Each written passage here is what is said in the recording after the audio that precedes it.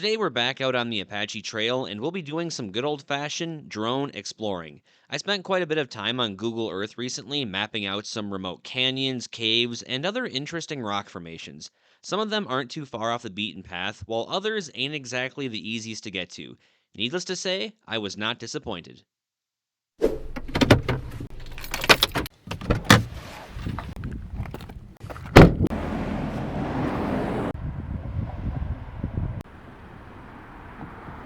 The first place on our journey that we'll be exploring is Boulder Canyon, but in order to get close enough to be able to send my drone down, there is a little bit of a hike.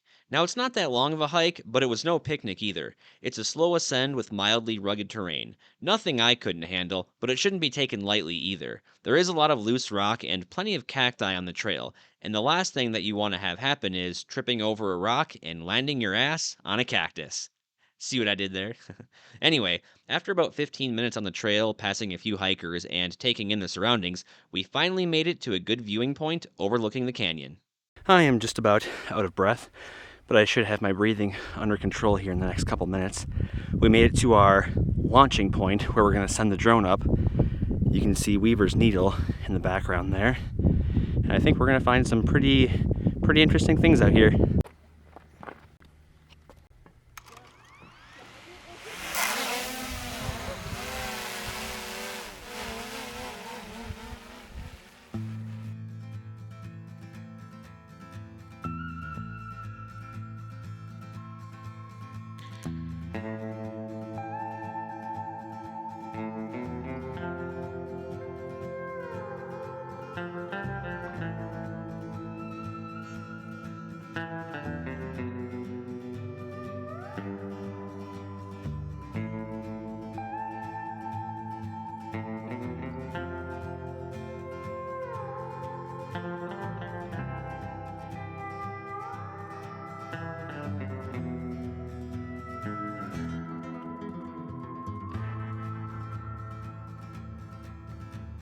The bird that you see here is known as a greater roadrunner. They're pretty well known in the Sonoran Desert, and I've come across quite a few of them.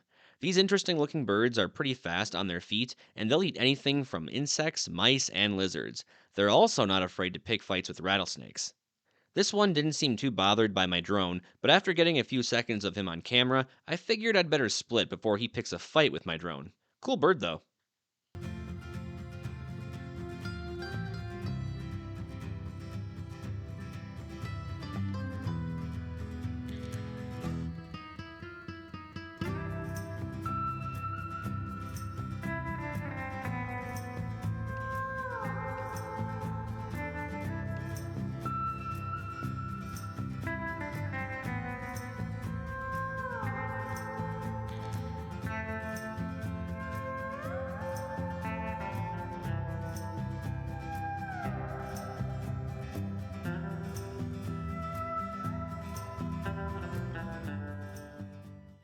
I honestly thought we were going to find a lot more in these canyons. I was kind of hoping we'd be able to spot some petroglyphs on the rocks, or maybe even some more wildlife.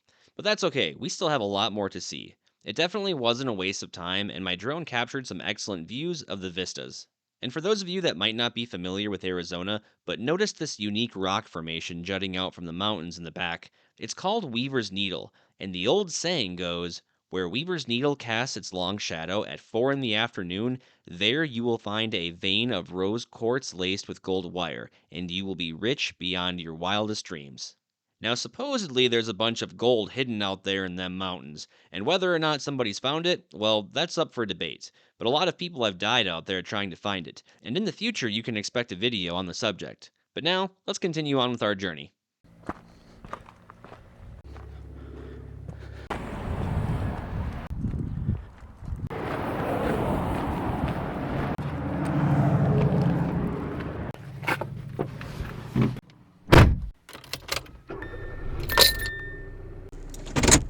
As I make my way to where I'll be launching my drone, I wanted to answer a question that I frequently get in the comments, and that is, do you ever worry about rattlesnakes on your hikes? Well, to be completely honest, I worry about rattlesnakes about as much as I worry about planet Earth getting hit by an asteroid. Could it happen? Absolutely. But am I going to worry about it and let it dictate my thoughts and actions throughout the day? Hell no. There's always the possibility of a rattlesnake encounter anywhere in the desert. However, rattlesnakes are least active during the winter months, and a rattlesnake encounter between the months of November to February is pretty unlikely. However, that doesn't mean you should let your guard down. Let me explain. According to CritterControl.com, rattlesnakes do not hibernate during the winter months. They simply become less active when the temperature is consistently under 60 degrees, and they enter a state known as brumation. But you may be asking yourself, what's the difference between hibernation and brumation? Well, I'm glad you asked. The difference between hibernation and brumation, according to CritterControl.com, is when the time nears for mammals to hibernate, they will eat plenty of food and gain enough fat in order to sustain life through their winter slumber. Brumation, on the other hand, rattlesnakes become lethargic, but they aren't totally asleep. Rattlesnakes nearing brumation will actually eat less and they can lower their metabolic rate, meaning they burn calories at a slower rate and use less energy. This allows them to live for months with little to no food. Now, during the brumation period, rattlesnakes will retreat underground and tend to settle where heat can be retained. They can also be found in rock crevices, dens, mammal burrows, tunnels, and even in garages, sheds, and under porches. Any place where they can stay safe and warm is ideal real estate. Now, just because it's the winter months doesn't mean you can go wandering through the desert in shorts and flip flops without a care in the world. I mean, you can if you don't value your health, but even on warmer days, rattlesnakes can still slither to the surface in search of water or sunbathe on a nice warm rock. Now, whenever I'm out hiking, I tend to wear jeans and have a long walking stick in hand just as a precaution. And almost every rattlesnake encounter that I've had, they definitely rattled and let me know they were there before I got too close. And another fun fact for you, according to nationalwildlife.org, a rattlesnake's typical lifespan is 10 to 25 years. Let me know in the comments section if you have ever had an encounter with a rattlesnake. As they say in Minnesota, oofta. We just climbed to the top of what feels like Mount Everest, and this is one of my favorite places in Arizona to hike to because you can see Canyon Lake, Four Peaks Mountain, and you just get such a gorgeous view of the landscapes. It was probably about a quarter of a mile hike. You can see my little white Hyundai accent down there, go Hyundai. And then over here, you might not be able to see it the best, but I'm gonna fly my drone down there in a second. There is like 3 or 4 car wrecks down there. I've filmed down there before in the past, but I'll get the drone down there in a few minutes and I'll give you guys a closer look. And then after that, there's a canyon down there. It goes this way and then it goes that way. We're gonna get the drone down there as far as we can and see what might be lurking down there.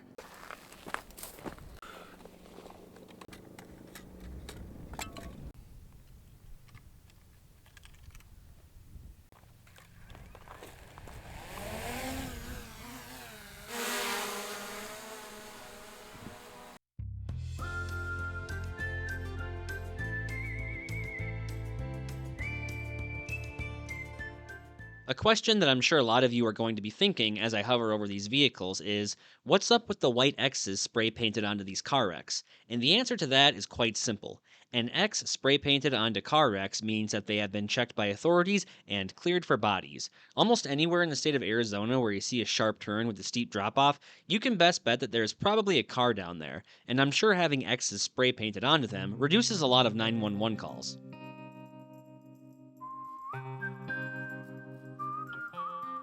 The drone that I've been using throughout today's adventure is the DJI Mini 4 Pro, and I'll link that one down in the description in case anyone watching is interested in checking it out.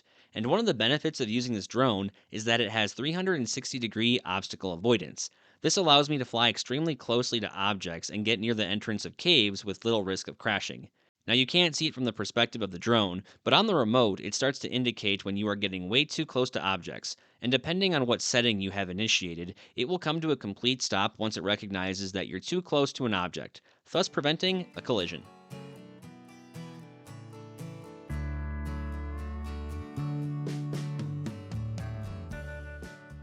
A couple of years ago, I was out here doing some hiking, and I struck up a conversation with a couple, and they had advised me to be extremely careful about hiking down into this canyon, and that it is prime mountain lion territory. Being that water does flow through here every once in a great while, when it does rain in Arizona, the water attracts small animals, and the small animals attract mountain lions. The older gentleman went on to tell me that mountain lions will sit at the top of these canyons and keep an eye out for any parched critters coming out of the crevices to get a drink of water. Now, mountain lion attacks are pretty rare, but when you're hiking in places like this, it's best to be alert and prepared. Another question I always get in the comments is, do you ever carry a knife or a gun with you? And the answer to that is, whether I'm hiking just off the road or a few miles into the desert, I always carry multiple forms of protection with me. And what those forms of protection are, you will never know. However, if you are crafty enough and have really good eyes, you can see in a few of my older videos what I carry with me, but I will never disclose those items. And if you can't understand why, I don't know what to tell you. It should be pretty obvious.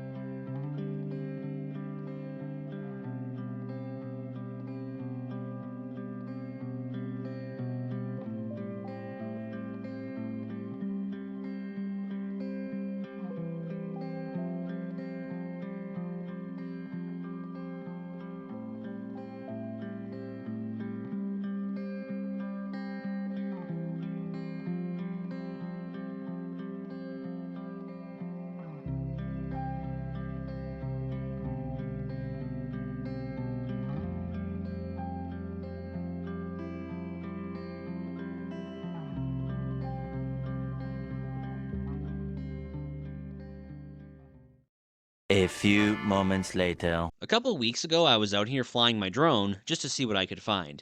Little did I know I would find a blue barrel down in the ditch. You can see one of the old car wrecks right down there, and there's a bumper right next to it. But that blue barrel, everyone was like lighting me up in the comments saying, you should go check it out or you should report it to the authorities because you never know what could be in there. I really don't think there's anything in there that, like a dead body, but it's not too far off the beaten path. There is that blue barrel. We have our self-defense against rattlesnakes. And this golf club is more so just to keep distance between me and any unwanted critters. It should be right down there. So what I'm doing now is I'm making a bunch of noise, just so that way if there is any rattlers here, they won't be spooked and hopefully they won't kick my ass. But there's the blue barrel right down there, straight ahead. Hopefully it's not too dangerous of a trek. It wasn't a long hike down, but it was no cakewalk either. This was loose rock, so I had to be extra careful and make sure I had my footing. Even though this is the colder season and the likelihood of a rattlesnake encounter is extremely low, you still gotta be on your toes. I've had 3 rattlesnake encounters since I've lived in Arizona, and 2 of them were in washes. And where do you think this barrel is sitting? Down in a wash. Whew, now I'm getting a little nervous. What if there is a body in there? Probably pissed my pants. And we finally made it. The blue barrel. I'm still gonna take my time going in and around it. I'm gonna knock on it a couple times just to make sure there's nothing in there and still be very vigilant about rattlers or anything else that might be down here because I'm assuming humans don't come down here too often. All right, we're gonna give it a quick tap. It sounds like concrete to me. There's no opening on this side.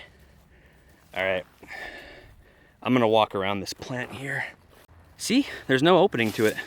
Just make some noise real quick. I hope rattlers don't live in those things because that would suck if they were just pop out right now. Look at this. Ooh, wait, no. Well, whatever's in there, it's pretty darn heavy because it doesn't sound hollow.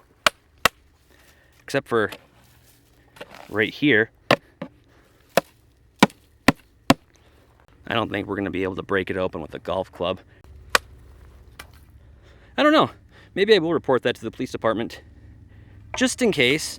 I mean, after all, back at Lake Mead in 2002, they did find a barrel with a body in it.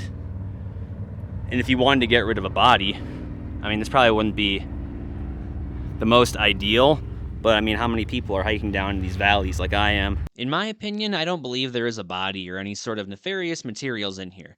I mean, if you were to off somebody and stuff them in a barrel, why throw it here, just off to the side of a very popular road? Wouldn't you want to go miles out in the desert and places where people rarely travel to? It just doesn't add up. I tried banging on it with the golf club a few more times, and even tried dropping some good sized rocks on it to see if it would crack. But nothing, and I didn't want to try digging it out or rolling it over. With my luck, there'd probably be a giant rattlesnake den right underneath it. Now, if you ask me, it was probably filled with concrete or sand and used as a weight to anchor down a tent for a special event. And maybe during transit, it fell off the back of a truck being drove by a drunk guy that just recently got divorced. I don't know. If you have a better scenario, feel free to let me know down in the comments section. Before I packed up shop and made my way to the next location, I decided to canvass the area and see if I could find anything else. And I did. I came across a herd of bighorn sheep, but as soon as I spotted them, a frickin' parade of crotch rockets came flying around the corner, revving their engines, and unfortunately, the sheep split. But I was able to get a few shots.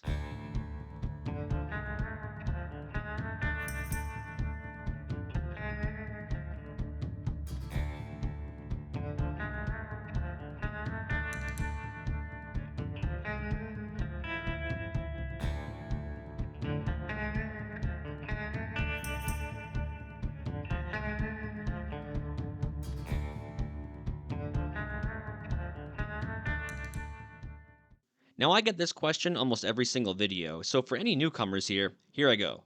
My drone is able to follow my car via the feature called Active Track.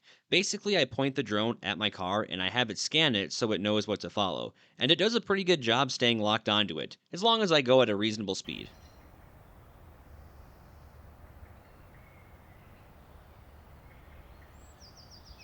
I just made this turnoff on the Apache Trail on this dirt road.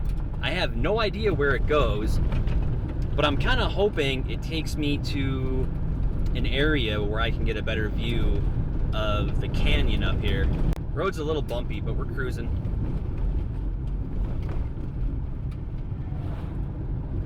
Other cars out here, that's always a good sign. I could be wrong, but I think there's another smaller dam out here, and this is one of the access roads to get to it.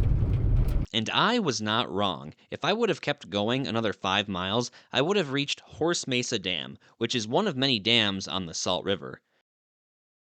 It was a pretty sketchy road, and there was some pretty deep ruts on the shoulder, so maintaining focus and not getting stuck in an area with zero cell service was pretty crucial. All things considered, though, it was a pretty smooth road, and I'm one that's always down for exploring new territory. And at the time, I was thinking to myself, if this is the damn road that I'm thinking of, this is going to be pretty exciting to see. But unfortunately, we could only go so far, just like Brock Lesnar's career in the NFL. Yeah, this is probably where the dam is. Government property, alright, well, I guess we're turning around. I bet this is where that dam is located. It has to be. Look how cool this is. How amazing is that? I'm gonna get my drone up in a second here. But we're definitely covering new territory today. It looks like there's probably even a few caves up there. One question that I know a lot of you guys ask in the comment section is, how am I able to fly my drone for such long periods of times? Well, here's how. I have a total of 12 batteries for my drone.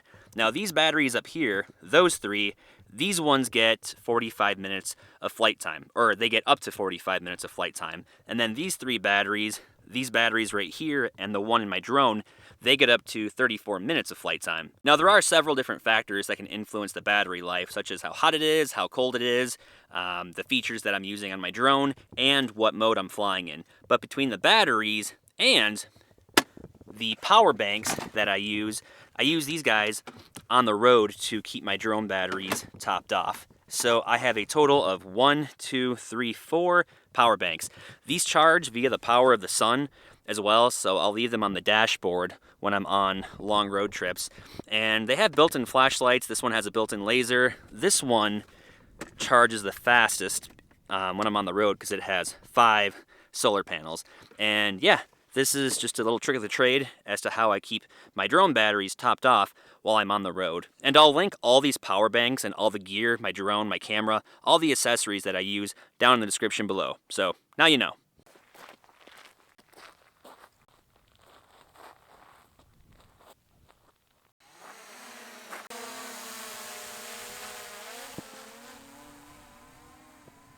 To anyone that may be checking out my channel for the first time, I've developed a growing fascination with sending my drone into isolated and hard to get to places, with the hopes of someday making one hell of a discovery. Whether it be ruins, petroglyphs, firearms from the old Wild West days, or even a body.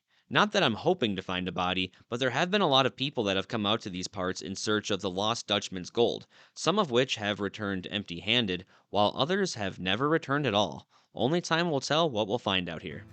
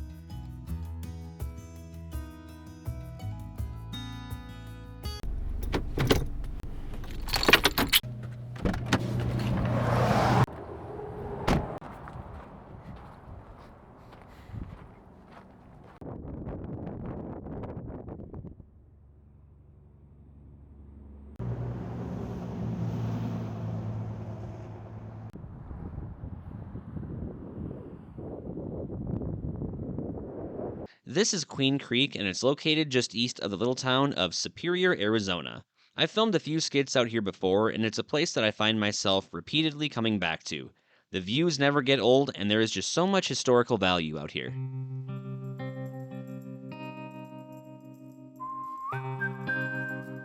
The tunnel that you see here was part of the old highway that opened in the 1920s. I did do a full episode on that, and if you guys are interested in checking it out, I'll put a card in the upper right hand corner and a link down in the description. This is another one of those canyons that is full of surprises, and I always thought to myself, it wouldn't surprise me if back in the day a few cars went over the edge. And of course, I wasn't wrong.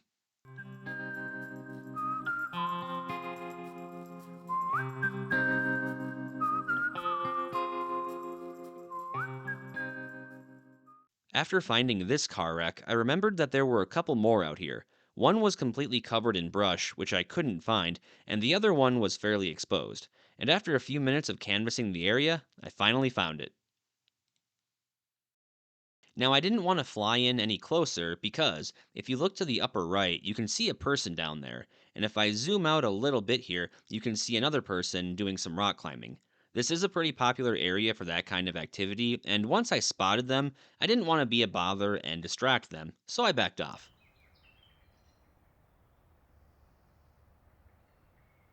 Anytime you're coming out of the town of Superior on this highway and you're not driving because you're in the passenger seat, be sure to keep your eyes open and look up at the rocks. If you have really good eyes, you can sometimes spot people way up here doing some rock climbing.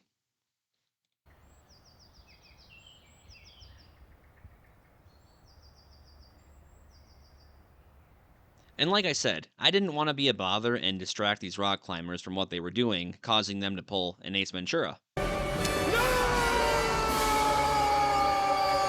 so I decided to drive a little further down the road and check out some old mines.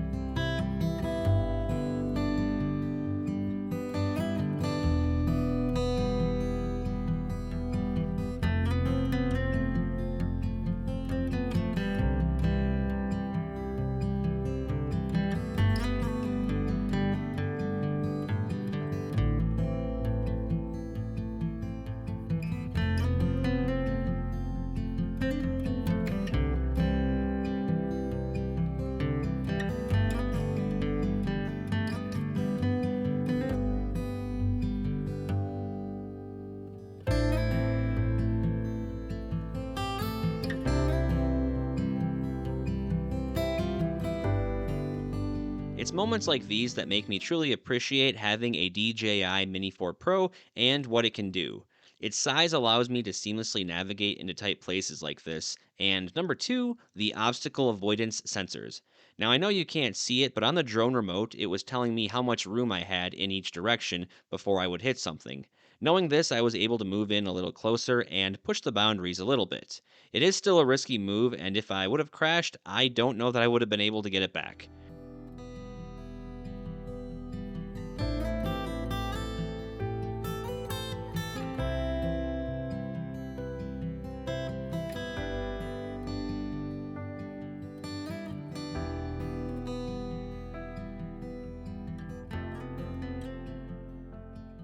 And speaking of crashing, for those of you guys that follow me on Instagram, you'll know that my drone ended up crashing. And well, here's a brief overview of what happened. So I was pretty close to finishing up filming for the day, and I decided to get a few shots of some open pit mines that were nearby.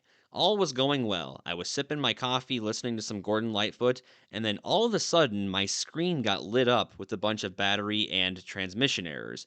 I don't know what the happened, but all of a sudden my drone started to force land and the transmission signal kept cutting in and out. And every time my screen did come back on, my drone was in a completely different place. My battery percentage just kept jumping back and forth from 73% to 0%. And I was getting worried that if it died in the air, I might not be able to locate it. Luckily for me, I was able to rifle off one screenshot, and then shortly after I did that, I lost signal of my drone and it never came back on. This was the screenshot that I was able to nab before the lights went off, and I wasted no time and tried to get to its location as quick as I could. Now, I've hiked out in this area dozens of times, so I had a pretty good idea of where the drone might have landed based off the screenshot. But the drone did fall from about 200 feet in the air, so even if I was able to end up finding it, I kind of already knew that I wouldn't be able to fly it again. But that was the least of my worries. I just spent all freaking day getting this footage, and I'll be damned if I didn't get it back. I parked as close as I could to the trailhead and started hiking towards it. Thank God my drone still had some power, because when I pulled up the Find My Drone feature, it was still pinging a location, and this gave me the little bit of hope that I needed. Now, it took me a good 20 minutes just to get out to the vicinity of where the drone was, and on my way there, I was repeatedly checking my drone remote to see how far away we were. Little by little, we were inching in on its location. It's times like this I really wish I had a cigarette, but I didn't. Shortly after I got to the bridge, I started looking around the area, and this is what happened next. Oh my god. Oh my god, I just found it. I just found it. I you not. Look at that. Where is it? The drone is right there, and it's still on. Holy effing S. Thank you, Jesus. Thank you, Jesus. Thank you, Jesus. Okay, now we just gotta figure out how to get down there. I might have to go walk back by the bridge, but we have found the drone. Yes. It doesn't look like it's broken up in pieces and there's still power on. So hopefully, when it lost communication or whatever, hopefully it had enough battery power to just land safely. I gotta say though, that remote is pretty spot on. I can see it, I can see it. It's still blinking. Oh, I don't know, is it still... Well, The drone is no longer flyable. That sucks. So that means what I'm gonna have to do is go to Best Buy really quick and buy another one because I still have a lot of filming to do over the next couple days. Damn. Well, at least the ND filter is okay. That battery was a real hunk of junk. Damn, I really thought it was still gonna be okay. But I mean, if you think about it, a couple 100 feet in the air. I mean, this stuff is pretty soft too, but it's not gonna make it. Ironically enough, I just got done answering some comments on YouTube about crashing drones. This kind of sucks. In the following 24 hours, I filed a claim for a replacement drone with DJI, and as of this video premiering, the claim is still pending. So I went to Best Buy to pick up another one, but they were completely sold out, in store. So I went on good old Amazon.com and bought the cheapest DJI Mini 4 Pro bundle, and a day and a half later, we were back on the road.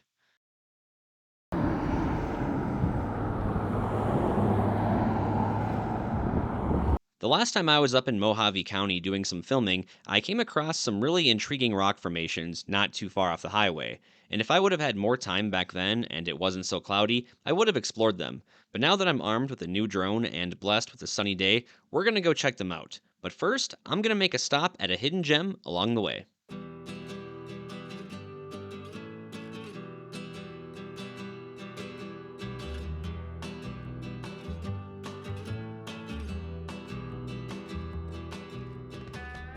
Check out those views. Pretty peaceful out here. In a few minutes, once we're done checking out the goldfish pond, I'm gonna fly my drone over there into a few caves that I saw last time I was up here. But apparently, this little fish symbol here signifies that there's a goldfish pond up there. We got some stairs right here. I don't know if it's stocked all year round, especially around this time of year when it's pretty cold out. Here we go.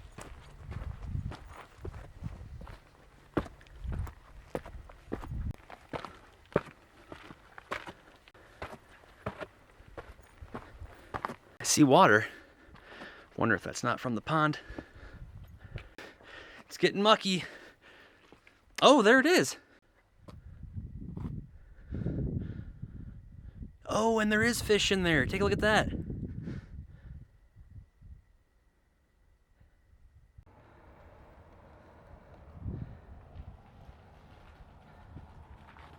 Oop, gotta be careful. I don't want to slip. There's actually goldfish in there. You can kind of see them in the back there. From what I compiled through a few different sources online, I learned that this roadside attraction was created all the way back in the 1930s. A man by the name of Schaefer noticed some water trickling down the cliff walls from a natural spring and decided to build a basin of stones at its base, allowing the water to pool. Over the years, it's become a must-see for anyone traveling along the old Route 66. Not just for humans, but it's also a popular place to stop in and get a drink from the local burros.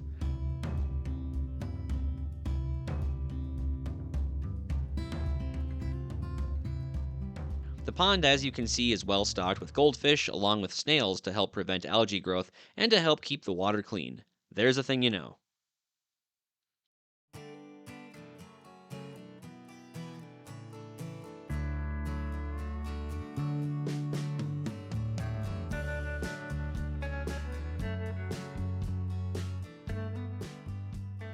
As I was flying my drone through here, I couldn't help but wonder, how were all of these smaller to larger size holes on the cliffside formed? It honestly kind of reminded me of the elephant graveyard from Lion King. Some of these holes were so perfectly round and smooth, and it just makes you wonder, how did they come to be? But after a couple minute search on Google, it led me to the term Tafoni, which are rock cavities that form in granular rocks like sandstone or granite. And the results that I pulled up on Google were very similar to what I was seeing. Tafoni occurs in clusters on hillsides and cliffs, and most often can be found in arid or semi-arid deserts. But the main question is, how were they formed? Well, the simplest explanation is they were formed over thousands of years of erosion and weathering. Now, there is a lot more science to it than that, and it can also be very intricate. But if it's something that interests you, I encourage you to do your very own research.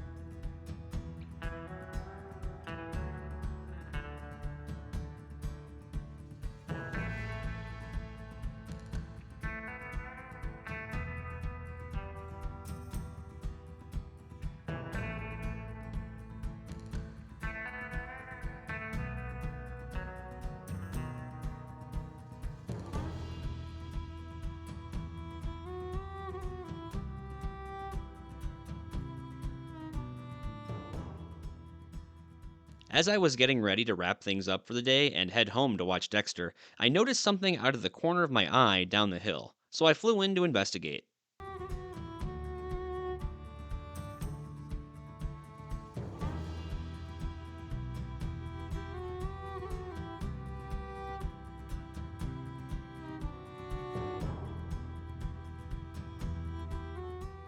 Not long after I spotted what was left of this vehicle, I drove further up the road one last time to see if I could find anything. This area here is known as Sitgraves Pass, and I did a video out here before detailing the history, so if you guys want to check out that video, I'll be sure to link it down in the description. And once I started to land my drone, I noticed the remnants of another vehicle sitting on the side of the road. It really makes you wonder what the backstory is to these vehicles and how they wound up here.